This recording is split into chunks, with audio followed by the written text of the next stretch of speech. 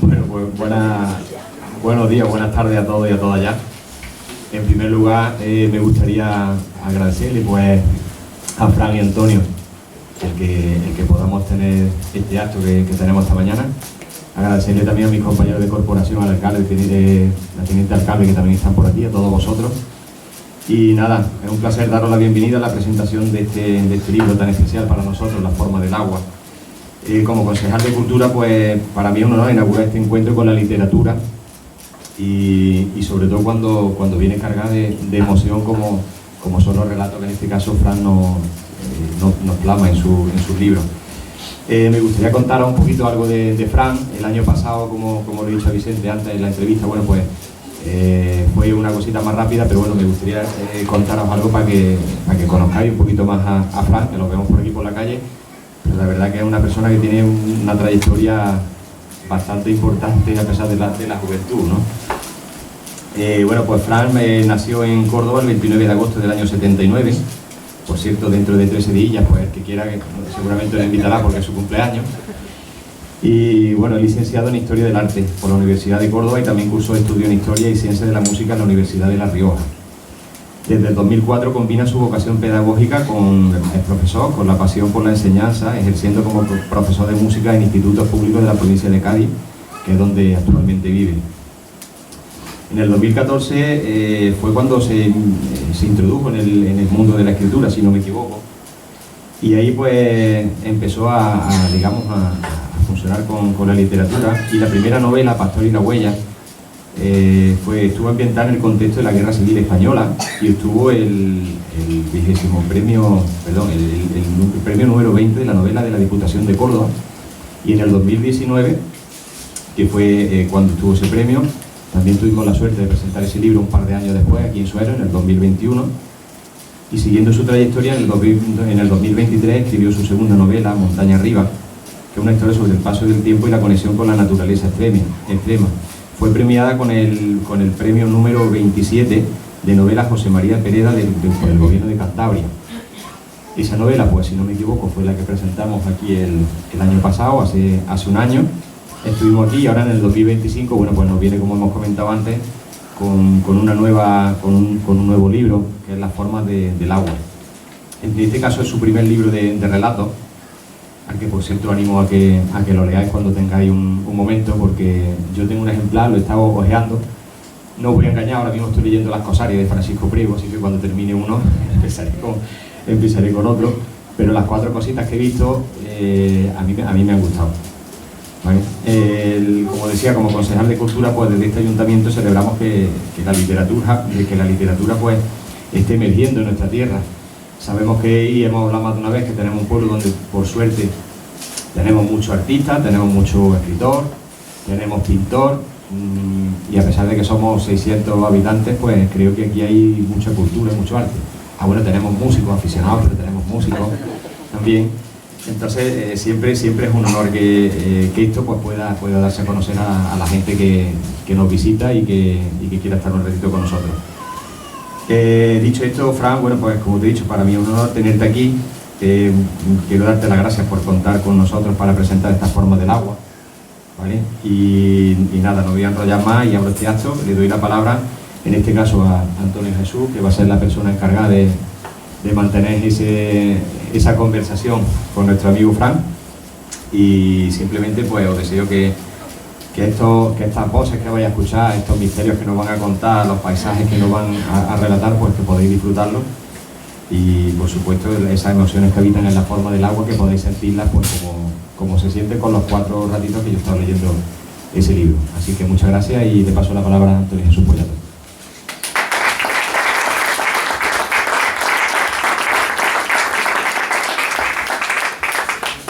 Yo creo que sí.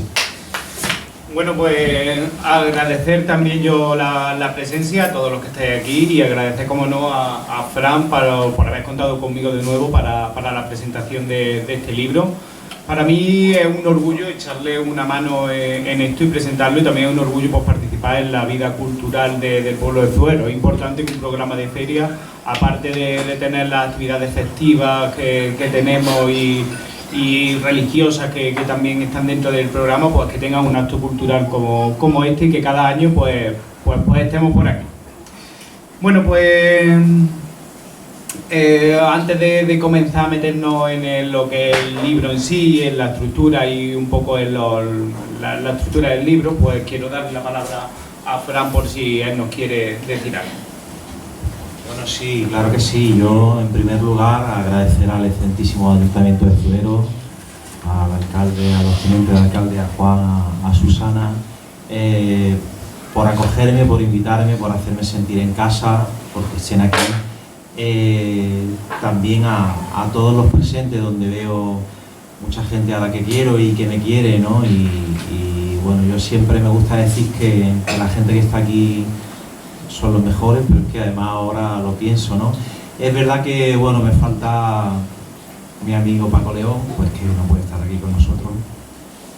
Me prometió que iba a estar aquí, en un principio me dijo, no voy a ir a verte al pueblo, mándame un libro, fírmame nota. Al final, por desgracia, a veces las promesas también se cumplen, ¿no? Pero bueno, quiero mandarle un abrazo de aquí y mi homenaje, porque él se sentía casi más orgulloso de mí de lo que yo me siento, ¿no? Y bueno, todo, si recordamos a Paco, era difícil que no te diera un abrazo y te partiera el pecho, vamos, porque no podía ser más cariñoso, más bondadoso. Y bueno, me hubiera encantado que hubiese estado aquí, no puede ser, ¿no? Ojalá y la literatura pues me permita seguir encontrando gente tan buena como él, tan generosa y tan íntegra. Mi homenaje para él desde aquí, mi abrazo para él desde aquí a su hermana, a su cuñado también, y a todos los que lo queríamos, ¿no? Y bueno, pues nada, para empezar un poquito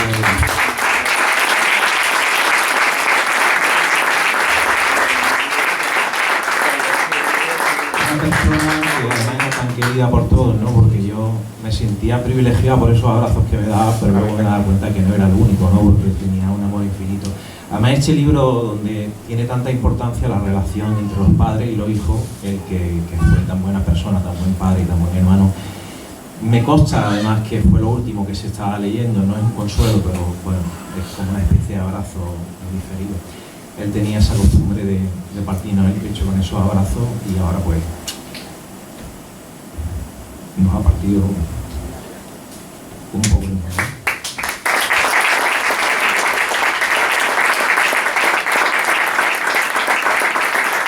Mi recuerdo y mi abrazo para él, y el que entiendo que nos sumamos todos, y bueno, y pues esos aplausos son para él, y gracias a todos los que estáis aquí por acompañarme, y comenzamos cuando quieras, pero no quería empezar sin darle este abrazo.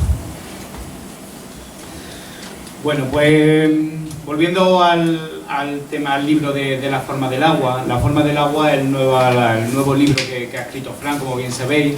Está compuesto por 14 relatos. Lo que tiene es diferente a los que ha hecho anteriormente ha sido novela. Este es un libro formado por relatos, y como comentaba Juan, pues tiene la suerte este libro de que no tienes que sentarte para leértelo entero de un tirón. Es un libro que te permite, está escrito en relatos, que lo cojas, lo dejes y vuelvas sin perder al final el hilo de lo que es en sí.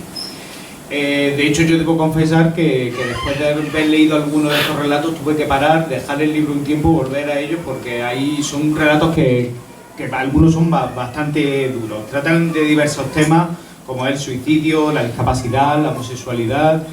Y yo quería preguntarle a Fran un poco que si son relatos que has escrito expresamente para este libro, o eran relatos que tenías por ahí, has decidido pues reunirlos todos bajo este libro.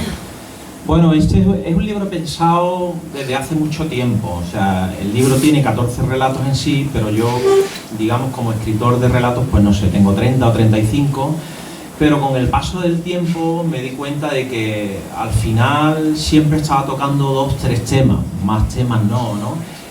Uno de ellos es esa importancia entre las relaciones de los padres y de los hijos, y me di cuenta que tenía un cuerpo potente de relatos que hablaban de eso de manera directa y de manera indirecta, ¿no? Entonces, pues con una labor conjunta con la editorial, con Calla Canalla, es una editorial gaditana, y también con mi psicólogo, por qué no decirlo, conformamos un poco el cuerpo central de estos relatos, de este libro, que, bueno, cada uno es diferente, pero que todos tienen un núcleo en común, ¿no? Digamos que es un árbol sujeto a tierra, bien sujeto, con un eje central muy potente y cuyas ramas son diferentes entre sí. No está pensado a propósito para ser como libro, pero luego desde fuera fui capaz de verlo y fui capaz de montarlo y de configurarlo. El segundo tercer capítulo relato que tiene el libro se titula Las formas del agua. Las formas del agua es un relato ahí que habla de una rivalidad entre hermanos y demás. Y yo quería preguntarte por qué has elegido este relato para dar el título al libro. Bueno, elegir un título para un libro a veces es más difícil que escribir el libro, ¿no? Muchas veces cuando ya tienes el libro se iba a llamar La ciudad dormida, y bueno, cuando se lo dije a un amigo de confianza me mandó 7 libros que se llaman La ciudad dormida, ¿no? Se iba a llamar Una historia de verdad, y cuando se lo dije a este mismo amigo me mandó otros 7 libros que se llamaban Una historia de verdad. Entonces La forma del agua ni siquiera es un título que elegí yo, lo eligieron los editores porque era el título de uno de los relatos centrales, que ese sí lo elegí yo. También hay una película que se llama La forma del agua, pero en singular. Es una película de Guillermo del Toro, si no recuerdo mal, ¿no? Una película maravillosa, no tan maravillosa como el libro, ya quisiera leerla, pero también os la recomiendo. Pero es que además el agua está presente en cada uno de los relatos. En el plano simbólico, yo hablaba de que el tema central del libro, ese tronco con el que se sujeta a tierra, es la relación entre los padres y los hijos, la necesidad y el daño en esas relaciones, porque sálvese quien pueda, ¿no? Para mí es un tema muy importante también, porque yo he sido hijo y ahora soy padre. Yo tengo la suerte de tener 2 hijos maravillosos, como tuve la suerte también de tener unos padres maravillosos, ¿no? Pero eso no quita que a veces las relaciones son muy complejas con nuestros progenitores y también con nuestros hijos. Es uno de mis temas capitales. Y el agua simboliza en el libro esa otra parte a través del elemento que está presente. O sea, igual que la relación de los padres y los hijos tienen necesidades, pero se produce un daño, con el agua también. Hay una amenaza constante con el agua y hay una necesidad con el agua, ¿no? Para mí, que además que vivo en Cádiz, bueno, no solo para mí que vivo en Cádiz, que levante la mano el que cuando baja al río Bailón no se acerca a verlo, ¿no? Porque el agua es necesaria no solo para beberla, sino también a nivel estético, y no es un nivel estético, es una emoción profunda que te atraviesa cuando tú estás embobado mirando ese agua, ¿no? Pues casi que es una necesidad más que un lujo verla, ¿no? A nivel estético. Entonces, como el agua está presente en todos los relatos, como además en la parte simbólica, en ese eje de doble dirección padre-hijo, y como es un título que es relativamente poético y solo había una película, pues dijimos, este título puede ser adecuado, que además es en plural, no es en singular, ¿no? Me llama la atención también que el relato más cruel que hay en el libro, que no sé si tú lo compartes porque es una lucha encarnizada entre hermanos, esto no representa la vida real, porque yo no puedo querer más a mi hermano que está allí al fondo y todos lo sabéis, ¿no? Es un relato muy duro, pero justamente tiene un título muy poético, que es Las formas del agua. Y las formas del agua, sin hacer mucho spoiler, simbolizan el estado en el que están las relaciones de los hermanos en todo momento, ¿no? O sea, el hermano sabe cómo va la cosa en función de cómo está el agua que circunda al otro que está metido en un pozo. Hasta ahí voy a leer porque si no digo más. Bueno, pues Pastor y la huella y Montaña arriba eran libros que estaban basados, ficticios por supuesto, los relatos que cuentan, pero siempre estaban basados en experiencias que te habían contado. Pastor y la huella, un relato que escuchaste en casa de tu padre sin mucho detalle y tú empezaste a darle forma. Montaña arriba, conversaciones en la pastelería que tus padres tienen en Córdoba. Este libro de relatos, ¿qué hay de realidad y qué hay de ficción dentro de estos relatos? Bueno, una vez leí todo lo que se cuenta en este libro es mentira salvo aquello que es verdad, ¿no? Pues eso podría utilizarlo. No es autobiográfico, son historias inventadas, salvo la segunda historia, Generación Moman, donde sí se hace referencia claramente a lo que fue mi infancia, a la dureza en la adolescencia, a la crueldad en la adolescencia, ¿no? No como víctima, sino como partícipe de esa especie de caza de brujas de la que uno ni siquiera es consciente cuando es niño, ¿no? Pero que hace daño a otras personas.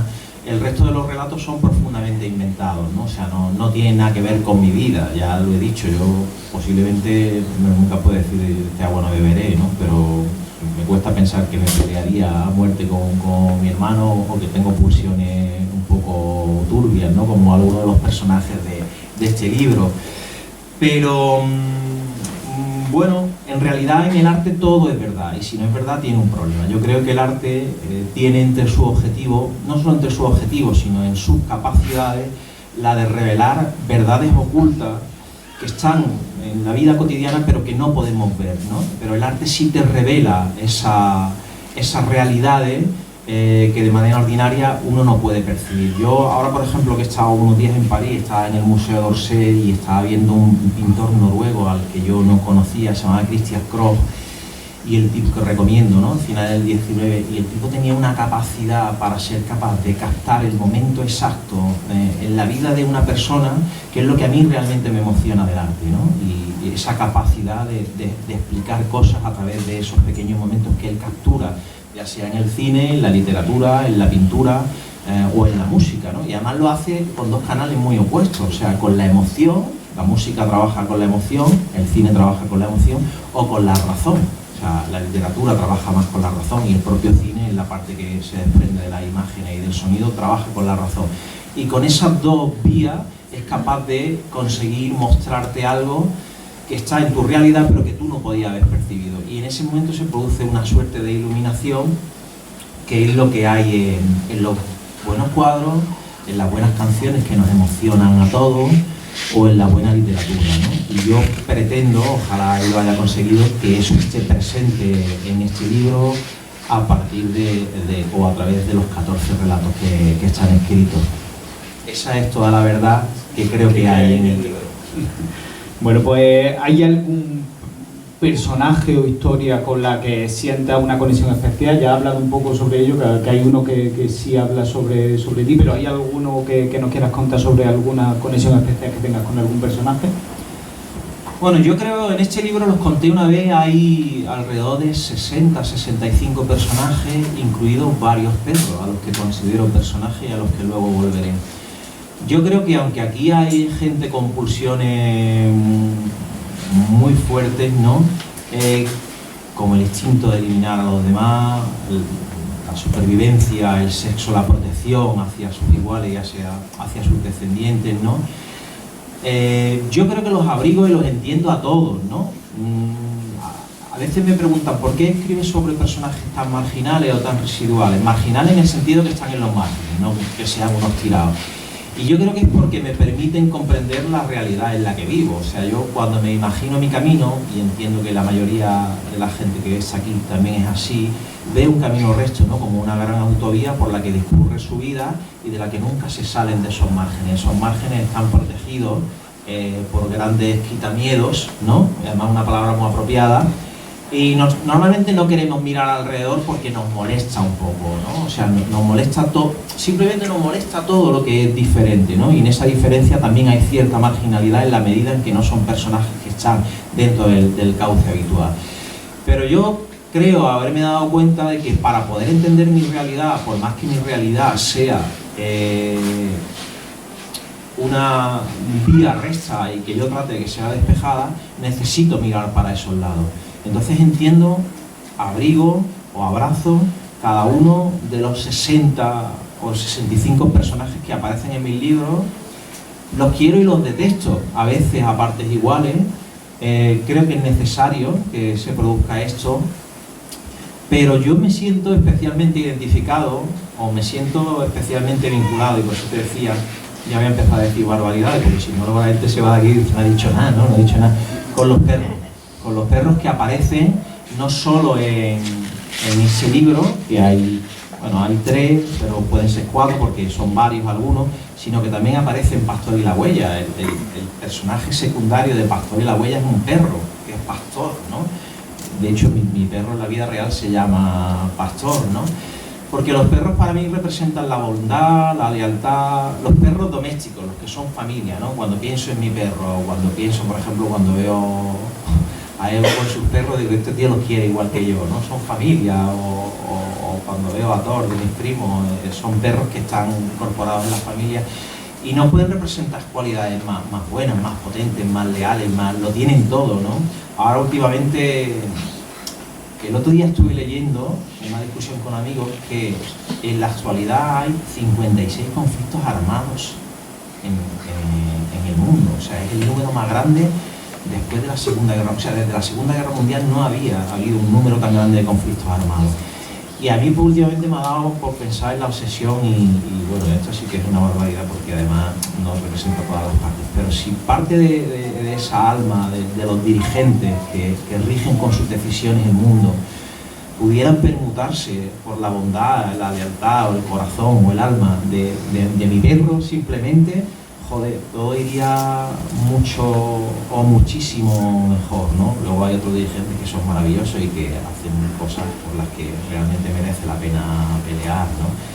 Quería contar si tenemos aquí presentes políticos maravillosos, ¿no? Pero esa otra parte internacional, ¿no? Entonces a mí el perro es un personaje que me perturba por completo en el sentido de que me gustaría tener esas cualidades y esos atributos que ellos tienen, ¿no? Son con los que más y mejor me siento identificado, o me gustaría, pero luego, como he dicho, los abrigo a todos, los entiendo a todos, los comprendo a todos, aunque en algún momento los desplazaría y los empujaría, ¿no? Porque algunos personajes son despreciables realmente. Bueno, pues volviendo a la forma del agua y demás, bueno, Pastor y la Huella, si te lees Pastor y la Huella, puedes pasear perfectamente por Zuero. Sí. Y quería preguntarte si dentro de alguno de estos relatos de las formas del agua está presente Zuero de alguna forma. Sí, siempre. Yo se lo decía antes a Vicente, ¿no? Cuando me hacía la entrevista, o sea, Zuero está presente en mis relatos porque está presente en mi vida. Yo tengo la mala suerte de vivir lejos, bueno, relativamente lejos, porque hay alguien que podría escucharme y decir, joder, pues yo vivo más lejos, ¿no? Yo vivo a 3 horas y puedo venir pocas veces al año. Por ahí la delegación de Zaragoza está pensando, pues no nos importaría estar a 3 horas, ¿no? Todo es muy relativo, ¿no? O bueno, joder, Julio, ¿qué te cuento a ti, ¿no? O a muchos de vosotros y de vosotras. Puedo sentirme un privilegiado, pero no en las veces que vengo, sino las veces que yo pienso en mi pueblo. Yo, cuando era chico, no me gustaba venir. Cuando fui adolescente empecé a cogerle el truco, cuando empecé a tener amigos. Aquí hay unos cuantos, ¿no? de esos amigos que todavía conservo y ahora pues me apasiona venir. Cada vez que vengo me pongo nervioso, estoy como un niño chico, no quepo en mí de la alegría, ¿no? Entonces yo pienso muchas veces en Zuero a lo largo del año, semanalmente, y cuando escribo pues también lo pienso. Y siempre que tengo que escribir un relato que tiene relación con la tierra más directa, pues yo del sitio que me acuerdo es mi sitio de referencia, que es mi pueblo, ¿no? Porque es el sitio que quiero y además porque, joder, tenemos la suerte de que sea un marco incomparable, ¿no? O sea, Pastor y la Huella, que es una historia que atiende a una anécdota que me contó mi padre, no pasaba en Zuero, pasaba en un pueblo de Cuenca. Yo decía, pero un pueblo de Cuenca no tiene sentido en un libro, o sea, que es mejor que Zuero para retratar esta realidad que se pudo dar perfectamente aquí, ¿no? Entonces hay un par de relatos rurales aquí en el libro. Uno es la caja de costura y el otro es la fajorina. La fajorina más todavía, más tierra que la caja de costura, y la fajorina está pensado aquí, ¿no? Y utilizo palabras pues, que no se utilizan en otro sitio. Yo escucho a mi abuela, como por ejemplo chinero, ¿no? Tú preguntas qué es un chinero en otra parte del mundo y no te dicen lo que es. Mi abuela, niño, ¿dónde estás? En el chinero. Yo iba al chinero a coger el pan, tal, como una despensa, así como una rejilla. Entonces incluso el lenguaje está codificado en los términos en los que yo he aprendido a hablar aquí en Zuero, ¿no? Y para mí es muy bonito y muy necesario, porque es una manera de abrazar. Además, con el caso de la Zahorina en concreto, pues está sacado un personaje, supuestamente un antiguo antepasado mío que yo no conocí, y que, bueno, el personaje es solamente el nombre, el personaje es totalmente inventado, ¿no? Pero el que yo no sabía mucho, me hablaron, mi primo que me cuenta muchas historias, mi primo así, pues me contaba historias, y yo configuré una historia así con la Zahorina, ¿no? Porque yo es una palabra que no había escuchado en mi vida, y que podía ser una zahorina, ¿no? Que ¿qué podía ser una zahorina? No lo sé, pero un zahorí en fuero podría ser un zahorí, ¿no? A lo mejor Francisco puede luego contarme cosas que me pongan en la pista sobre esto, pero aquí era el apodo de esa mujer y el zahorí era su marido. Y era un zahorí de verdad, ¿no? Claro, pues entiendo que luego me cuenta más cosas. El personaje es totalmente inventado, pero es que el nombre era tan potente que ya sugería muchas cosas, ¿no? Porque un zahorí, para los que no sepáis ahora lo que es, una persona que va buscando agua con unos palos, y el hecho de ser una persona tan potente con ese nombre, pues yo imaginé una mujer con cierto poder, incómoda para la sociedad de su tiempo, en un contexto de guerra y en un contexto posbélico, ¿no? Y en un contexto de tierra como el nuestro, y quedó un relato muy potente, ¿no? Es de los que la gente que lo lee, de los que más me hablan. A mí el que más me gusta es la Zahorina, porque es un relato que además está cerrado, porque tiene un final explosivo, nunca mejor dicho, ¿no? Y bueno, me vincula al pueblo, me trae al pueblo, me gusta al pueblo, me acuerdo de la persona que me lo contó. A partir de mañana, si Francisco o cualquier otra persona me quiere aportar más datos sobre este personaje, pues lo recordaré todavía con más cariño. Y para mí es un privilegio y una necesidad abrazar mi tierra y acordarme de Zueros en los libros, ¿no? Ya digo, pues igual, privilegio y necesidad como... Bueno, pues tiene algunos de tus proyectos ahora mismo por ahí. Vamos a tener otra presentación de un libro de Fran en la feria de 2026. No, prometo dejarlo tranquilo. Entre mis propósitos de este año está no molestar más a la gente, por lo menos hasta dentro de 3-4 años. Y yo siento mucho el cariño, pero también entiendo que es un poco pesado. Es decir, otro libro escrito, otro... No tiene nada que hacer, no está todo el día en la playa, sentado, escribiendo y demás, ¿no?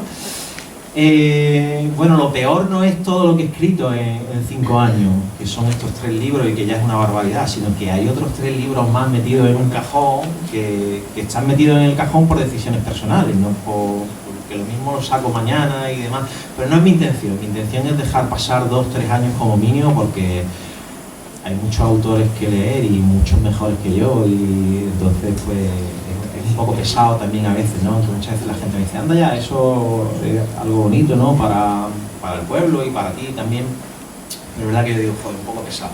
Pero me ofrecieron editar este libro en ese momento y yo dije, bueno, vámonos, ¿no? Por eso salió este libro. Ahora mismo tengo 3 proyectos en mente, aunque de verdad que conservo la promesa de publicarlo dentro de 2 o 3 años. Lo único que estoy esperando un poco, a ver qué proyecto crece más dentro de mí, ¿no? Porque uno termina o intenta terminar a hacerse con esos proyectos, pero en primera instancia son los proyectos los que se hacen contigo. Yo me imagino una imagen, los que hemos sido feriantes, ahora que estamos en feria, seguro que recordáis un juego que había en la feria que era de unos camellos, que tú tenías unas cabinas en las que tirabas bolas, y en función de las bolas que tirabas, tu camello avanzaba más o tu camello avanzaba menos.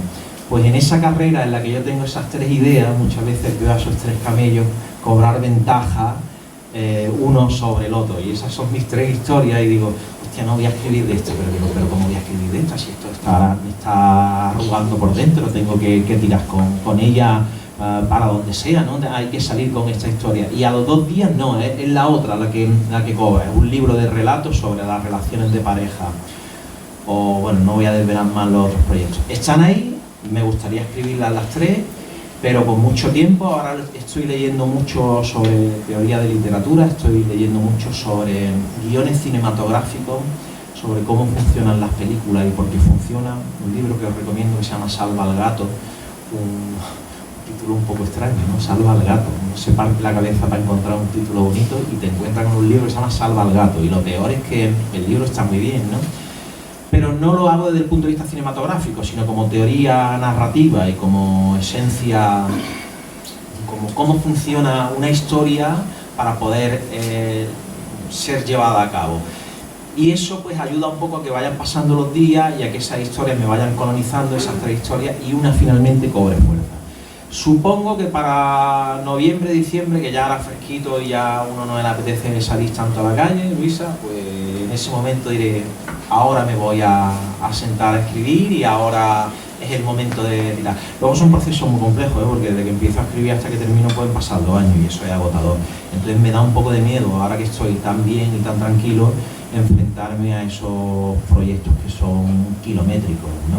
Pero llegará en breve. Lo que pasa es que si lo termino para la feria el año que viene, lo meto en un cajón y de verdad que no me vaya a ver bailando a lo mejor, o bebiendo una cervecita de la plaza, pero no publicando más porque ya estamos en modo pesado. Encantado de que lo haga.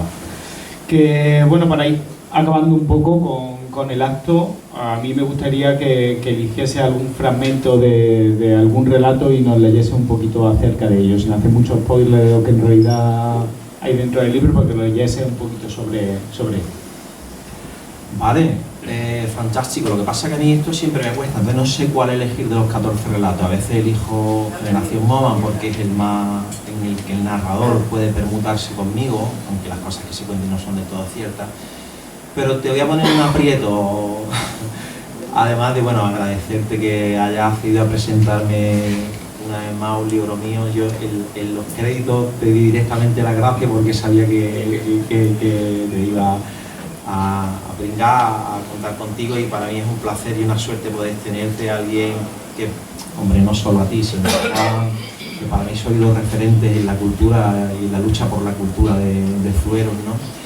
Pero no te voy a perdonar ponerte en un compromiso y te voy a decir, yo voy a leer un fragmento de un relato que yo quiera y tú me dices cuál es el que más te ha gustado o uno especial al que le tengas cariño, y voy a leer otro fragmento de ese libro si te parece, ¿vale? Así que si quieres empiezo yo y ahora tú me dices de cuál leo, ¿no?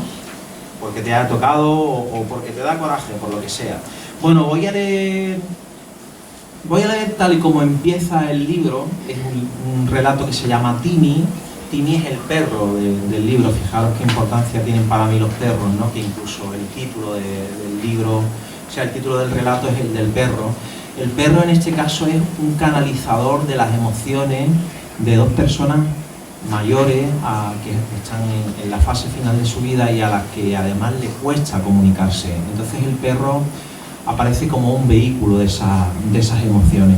Es un relato muy simbólico, ciertamente encristado, pero que contiene una emoción muy fuerte, ¿no? Leo. Dice: la primera noche que dejé que Timmy durmiera en casa, la chimenea olía a carbón. No era mi costumbre asar la carne allí, pero casi no se podía salir. Hacía 15 días que no paraba de llover, todo continuaba enfangado.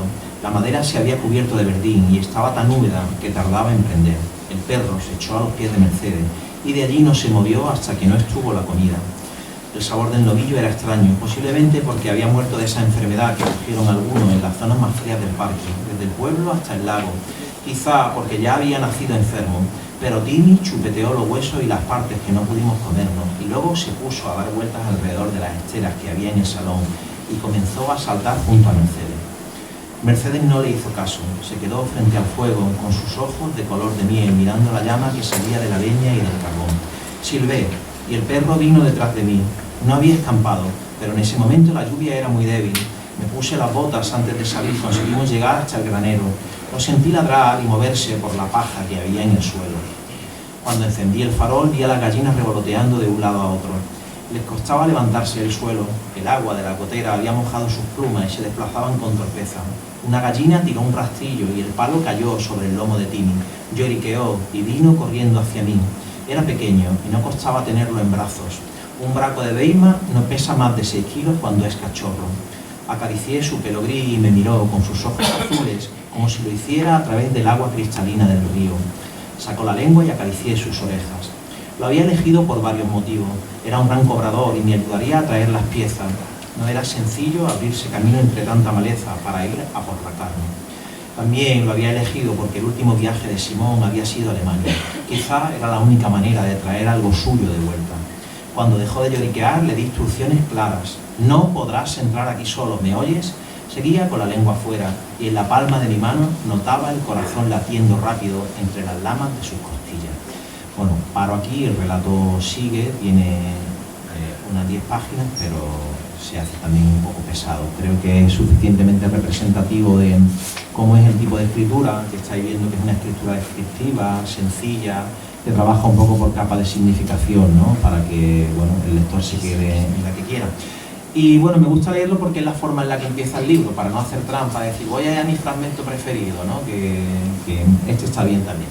Así que nada, te toca a ti, dime algo que lea. Bueno, lee siquiera un poco algo sobre la caja de costura. Venga, la caja de costura, que es un relato que relativamente está pensado también en la tierra, ¿no? Aunque los elementos con los que se cuentan no son los que están presentes ahora mismo en Zuberos y demás, pero es un relato muy de la tierra. Un relato también complejo, donde hay mucha ternura y mucha destrucción a la vez, ¿no? Me decía un amigo que a él le gustaba que fuera capaz de encontrar la belleza en la sordidez. Yo creo que este relato habla un poco de eso, ¿no? De que a pesar de que el mundo es cruel, también termina siendo bello, queramos o no queramos, ¿no? A pesar. Está narrado desde el punto de vista de un narrador testigo y dice así: acababa de cumplir 11 años el otoño en el que mi hermano comenzó a perder peso y a escupir un poco de sangre. Conservo imágenes de aquellos días, recuerdo a los gemelos desnudos y jugando en el gallinero hasta el anochecer. Sudaban y llevaban en las manos flechas y arcos que ellos mismos habían fabricado, arrancando ramas del viejo castaño del patio. A mamá llevando con prisa un barreño metálico lleno de paños calientes de la cocina a la cama de Antonio. O a mi padre, más tarde, frente a la chimenea, quemando todas aquellas cartas, mientras observaba el fuego, derramando alguna lágrima con cierto abatimiento. Nunca más volví a verlo llorar. Era un hombre serio y poco dado a la emoción. Supongo que la responsabilidad y la preocupación por su trabajo de guardabuja en la estación lo habían terminado predisponiendo de esa manera. Fue así, al menos hasta que el Estado construyó la nueva carretera que alejó a los coches del lugar en el que vivíamos.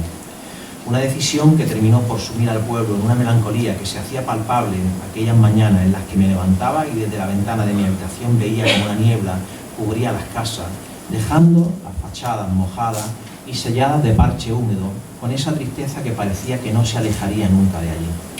Quizá también había heredado de mi abuelo esa seriedad junto a la casa y el puesto de guardabuja, y solo cuando la mayoría de los trenes terminaron desviando su trazado, comenzó a comportarse de una manera diferente.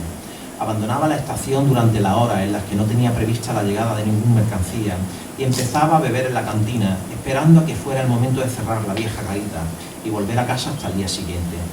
Al llegar, buscaba a los gemelos y se entretenían persiguiendo a la gallina y corriendo entre los montones de paja hasta que tropezaba con uno de ellos y caía al suelo.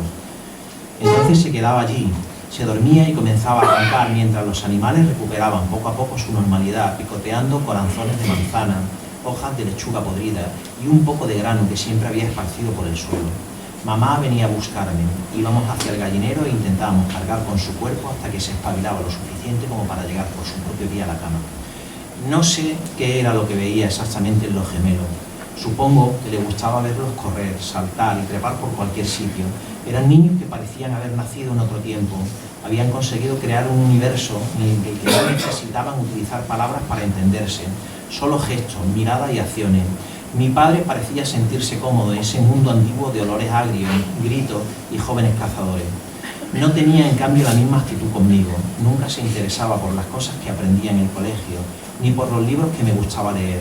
Aún así, a veces se acercaba y me daba un par de golpecitos en la cabeza que me permitían creer que, aunque no le gustara lo que hacía, estaba dispuesto a aceptarlo. Algo que no ocurría con Antonio. Cuando entraba en el salón, nunca se dirigía a él. Nunca le preguntaba cómo estaba. Ni siquiera lo buscaba con la mirada, y mucho menos desde que mi hermano empezó a adoptar algunas de las costumbres de mamá y las tías, en aquellas tardes frías y pesadas en las que la niebla volvía a aparecer para cubrir de nuevo las casas. Era como si la propia niebla lo hubiera invisibilizado. A pesar de que era su hijo mayor, Jamás lo vi contarle nada de lo que había pasado con los trenes en la estación. Puedo decir que ingenuamente llegué a pensar que para mi padre, Antonio no era más que un objeto, una de esas grandes bobinas de hilo negro que a mi hermano le gustaba utilizar al bordar con las mujeres. Bueno, aquí lo vamos a dejar porque creo que todo lo demás es avanzar demasiado el relato, pero creo que se ve bastante bien hacia dónde tira el relato. Pues nada, yo no tengo más que decir. Si alguno queréis preguntarle algo sobre el libro, queréis añadir algo más a la presentación, pues podéis hacerlo. Seguro que estarán encantados de contestaros. Sí, yo encantado. Y también ahora pues yo me voy a tomar una cervecita por aquí al lado si alguien se quiere sumar. La primera caña corre a cargo de Antonio. La primera caña, perdón, estoy un poco nervioso con estas cosas. La primera caña corre a mi cargo. Y por si alguien quiere seguir hablando de literatura o utilizar este espacio para preguntar alguna cosita o si queréis saber algo, antes de agradeceros una vez más que estéis aquí y que hayáis venido a abrazarme de alguna manera. ¿Firmarás el libro? Perdón, hombre, por supuesto, por supuesto. Eso sí, a ver, esto no es la primera vez que pasa, ¿no? Es que los nervios me da para traerme los libros y el ordenador y poco más, pero... Y justamente tengo un boli ahí que es maravilloso, que mi librera dice, ese es el boli de los exámenes, que los niños lo piden para los exámenes porque escribe súper bien, algo voy a buscar, pues si no tengo este. ¿Alguien quiere decir algo? ¿O preguntar algo, alguna inquietud? Gracias, corazón. También me gusta mucho a mí. Yo quería decirte algo en privado, pero te lo voy a decir en público. Fran, me alucina, escribes súper bonito y todas las capas. Estoy deseando leerme ese libro porque sé que me va a romper en algunos momentos, seguro, por las cosas que estoy escuchando y lo poco que he ojeado. Yo creo que voy a sacar, si quieres, dentro de un tiempo cuando me lo lea y nos volvemos a ver, te doy mi opinión porque creo que tiene que haber un montón de matices, sobre todo en ese mundo de las relaciones personales, que es el que a mí me alucina, no solo por mi formación o por mi profesión, sino en la literatura. Lo que más me gusta leer es eso, lo que más me gusta entender, porque es que por mucho que haya escrito, por mucha ciencia que haya, por mucha historia que haya en este lado, sin el arte, sin la literatura, sin cómo profundizáis la gente que os dedicáis a esto, ¿no? Bueno, que os dedicáis, o que parte de vuestra vida escribís, o hacéis música, o hacéis cine, sin esa sensibilidad, sin esas cosas que tú dices que el arte nos muestra, por mucho que estudiemos, por mucho que trabajemos, no necesitamos de esa parte, por lo menos yo la necesito mucho. Te lo agradezco enormemente, ese abrazo me llega ahora en el directo, pero también en diferido y yo sé que me valoran mucho. Yo tengo la costumbre de quitarle 2 o 3 puntos a las críticas que me hacen mis colegas, ¿no? Pero sé que estás especialmente interesado en el libro y yo creo que te va a gustar. Te he dicho antes que me apetecía mucho escuchar tu opinión sobre, bueno, en general sobre el libro, pero sobre los otros relatos. Me podéis escribir para decirme si os ha gustado, si no os ha gustado, todo lo que queráis, ¿no? Con sinceridad. Y nada, que me dedique esas palabras tan bonitas, que para mí también eres una persona que eres un referente en la cultura y en el pueblo desde hace muchos años ya, desde que competíamos por ver quién tenía el récord en la máquina de Trivial y siempre llegaba y estaba tu nombre escrito en el primer ranking. ¿Cuántos 5 duros le habrá echado a la máquina mientras yo no estaba aquí, ¿no? Eso pensaba yo. Y ya sabes que te admiro, que te quiero un montón. Y nada, ya me contará. Y bueno, sí es verdad que para mí las relaciones personales lo son todo, porque son las que descubren realmente cómo funcionamos a nivel orgánico y a nivel psicológico sobre todo, y en tu campo pues mucho más. Recomiendo que esas lecturas de esos relatos sean pausadas, un relato un día, dejar que crezca en el interior, porque para mí un buen relato tiene que ser como una pequeña semilla que se planta en tierra y que luego va germinando y explotando dentro, ¿no? Y para eso es necesario tener tiempo. Yo siempre digo una cosa muy escatológica, que este libro está muy bien pensado, porque las lecturas se hacen en 10-15 minutos, digo, esto es fantástico para ir al baño, ¿no? Y además, en el caso de los hombres, coño, que nos permite hacer 2 cosas a la vez, ¿no? ¿Cuándo no hemos visto en otra de este tipo, ¿no? Estoy haciendo 2 cosas a la vez, ¿no? Bueno, fuera de la broma escatológica, recomiendo esa lectura pausada y bueno, que se disfrute o que os enfadéis conmigo si en algún momento el relato os perturba, porque eso también forma parte de esa cadena de la literatura entre el lector y el escritor, ¿no? Y que para mí es tan necesario. ¿Has pensado, siendo profesor de música, que a los relatos les pusieras una reseña de música para, mientras lees, escuchar algo que te pueda llegar a evocar más sensaciones? Me cuesta mucho trabajo, Pili. A veces lo he pensado porque sería algo bonito, pero no soy capaz. No sé por qué no soy capaz. Igual que durante un tiempo estuve haciendo música y creaba canciones y no fui capaz de ponerle una sola letra a una sola canción. Yo cantaba con vocales que no significaban nada, porque no era, fíjate qué cosa tan curiosa, no fui capaz durante 3 años de crear una letra para una canción. Es verdad que a veces me he obsesionado con algunas canciones, por ejemplo Pastor y la Huella, lo escribí casi en bucle, escuchando una bulería del Niño de Elche, en una librería en Alicante, creo, cantando un poema de Miguel Hernández. O sea, pude escuchar cientos, miles de veces esa canción mientras escribía este libro. Sin embargo, no he escuchado música mientras escribo este libro. Quizá podría hacerlo ahora, a posteriori, a relacionar cada relato con una banda sonora, con una canción y generar una playlist de todo esto, ¿no?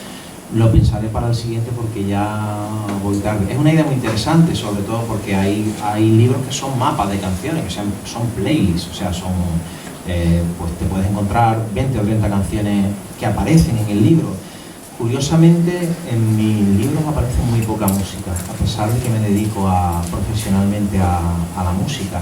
Pero es verdad que yo muchas veces digo, yo me dedico a la música porque soy profesor de secundaria de música en un instituto público, pero yo no tengo alma de música como sí puede tener, por ejemplo, por ejemplo, Juan, ¿no? No, bueno, es la verdad, siento que mi actividad creadora está estrictamente relacionada con la escritura, a pesar de que yo soy escritor por oído. O sea, lo que más pesa y lo que más determina mis escritos es el oído.